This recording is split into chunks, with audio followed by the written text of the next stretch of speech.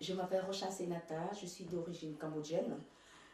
Je suis née en 1970, c'est très important, c'est ce qui a fait ensuite mon idée de pouvoir faire ce film parce qu'en 1975, à peine 5 ans, il y a l'arrivée au pouvoir du régime Khmer Rouge, qui est un régime dictature très radical. Et je suis née dans une famille de cinéma. Ma mère était productrice de cinéma à cette époque.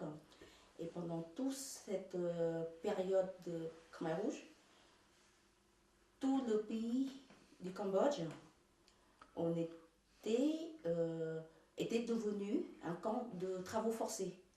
Il n'y avait plus d'école, il n'y a plus de marché, il n'y a plus rien. Les gens devaient travailler la terre pour construire des digues et planter le riz. C'est tout, le seul métier qui existe dans tout le pays, et ça a duré pendant 4 ans. Parce qu'il y a eu beaucoup de morts pendant cette période. Avant l'arrivée des Khmer Rouges, il y avait 7 millions de population cambodgienne. En 3 ans, 8 mois et 20 jours, à la fin de son régime, il ne restait que 4 millions. Ça veut dire 3 millions partis en 3 ans, 8 mois et 20 jours. Donc je fais partie des survivants. Et pendant toute ma vie après ce régime Khmer Rouge, l'idée de vouloir témoigner, l'idée de vouloir exprimer au-delà des mots, au-delà de vocabulaire que j'ai pu apprendre, était très fort, donc il n'y a rien. Parce que tout ce que j'ai vécu, ça restait à l'intérieur. Tout est dans la sensation, tous les souvenirs en son, en voix, lointain, des cris de mort, tout ça. Il n'y a pas de description possible. Et donc, c'est pour cela que je me suis dirigée vers le cinéma. Je pense que le 7e art est un art qui est très complet pour pouvoir témoigner sur ce qui est indescriptible. Petit à petit, j'ai réussi à m'approcher dans le cercle Khmer Rouge.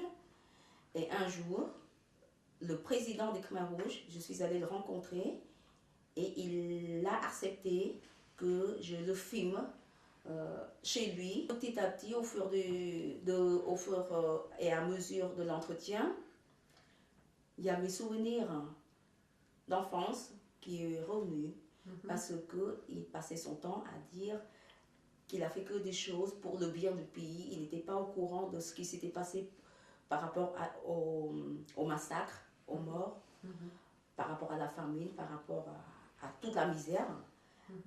Et tandis qu'il était président, et puis moi, j'étais là aussi. Donc j'ai vu, j'ai entendu, j'étais au courant. Et tout ce que je n'ai pas pu lui dire en face de lui, et c'est là qu'il y a un film à faire, c'est-à-dire il fallait que je témoigne à partir de mes souvenirs personnels par rapport à ce qu'il raconte. Voilà le contenu de mon film. Je fais un film, je le laisse parler, je lui donne les moyens pour s'expliquer pourquoi cela, pourquoi il nous a fait ça, pourquoi il m'a fait ça à moi, qui était enfant, tandis que je pourrais comprendre qu'il pouvait...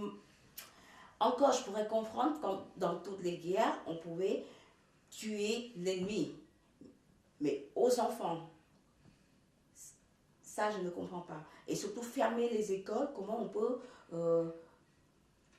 diriger un pays, voir l'avenir en fermant l'école.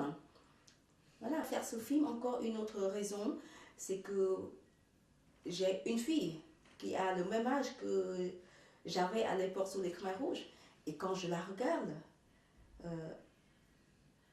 vivre, aller à l'école tous les jours, et je me suis dit, je supporterai jamais, jamais qu'on fasse ça à ma fille. Ce que moi j'ai vécu. Je crois que la douleur est très forte. Quoi qu'il arrive, on ne pourra jamais, jamais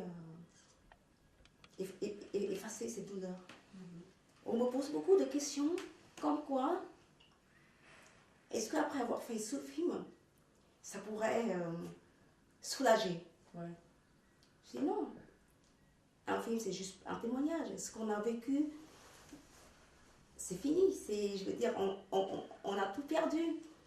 Ça ne fait pas vivre Ça ne fera jamais revivre les 3 millions de morts.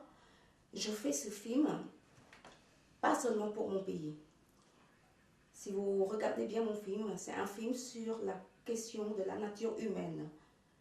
Et que cette question-là, cet homme-là, il se retrouve partout dans le monde.